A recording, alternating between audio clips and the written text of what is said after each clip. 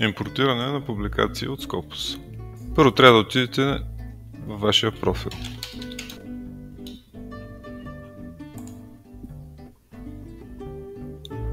Импортирането на публикациите от Scopus става чрез този бутон.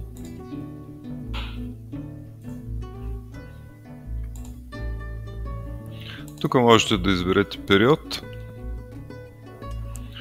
и тук ще видите публикациите за този период от вашия профил в Scopus.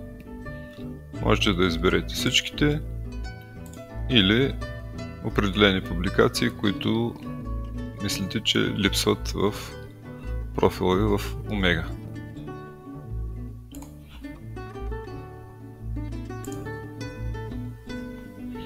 След импортиране можете да видите тук резултатите, че 3 записа са импортирани от Scopus.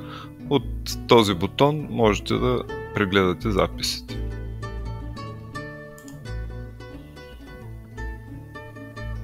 Другия начин е, като се върнете във вашия профил в табът Публикации.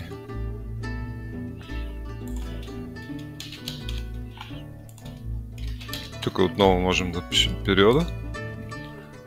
Тук виждате в 216 година трите публикации, импортирани от Scopus. Те са с червена възклицателна, защото тепърва ще се гледат от редактор и след това ще бъдат верифицирани от главен редактор.